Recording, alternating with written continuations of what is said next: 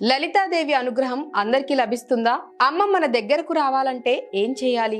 లలిత అమ్మవారు అందరి దగ్గరికి రాదు, లేదా అందరూ ఆమెను పూజించలేరు.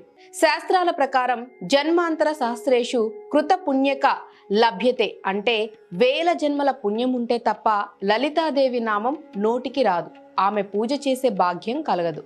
అందుకే లలితా సహస్రనామ పారాయణ చేసే వారిని చాలా పుణ్యాత్ములుగా భావిస్తారు.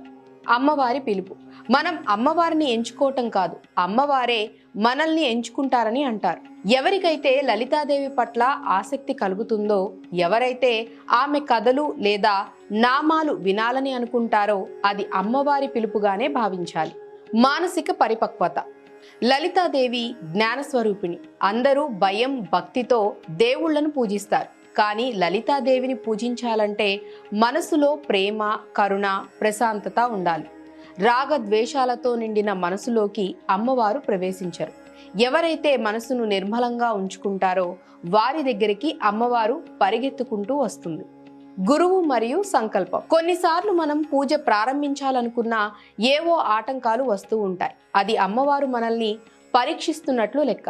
మన సంకల్పం బలంగా ఉంటే ఆమె తప్పకుండా మనల్ని తన దరి చేర్చుకుంటుంది. అమ్మవారు మీ దగ్గరకు రావాలంటే ఏం చేయాలి? అమ్మవారు అందరికీ తల్లి. లలితాదేవి అనుగ్రహం అందరికీ లభిస్తుందా? అమ్మ మన దగ్గరకు రావాలంటే ఏం చేయాలి? లలిత అమ్మవారు అందరి దగ్గరికి రాదు, లేదా అందరూ ఆమెను పూజించలేరు.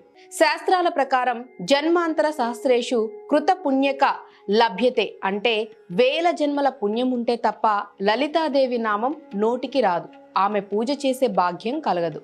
అందుకే లలితా సహస్రనామ పారాయణ చేసే వారిని చాలా పుణ్యాత్ములుగా భావిస్తారు.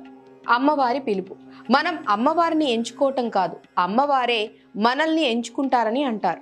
ఎవరికైతే లలితాదేవి పట్ల ఆసక్తి కలుగుతుందో, ఎవరైతే ఆమె కథలు లేదా నామాలు వినాలని అనుకుంటారో అది అమ్మవారి పిలుపుగానే భావించాలి. మానసిక పరిపక్వత. లలితాదేవి జ్ఞానస్వరూపిణి. అందరూ భయం భక్తితో దేవుళ్లను పూజిస్తారు. కానీ లలితాదేవిని పూజించాలంటే మనసులో ప్రేమ, కరుణ, ప్రశాంతత ఉండాలి. రాగద్వేషాలతో నిండిన మనసు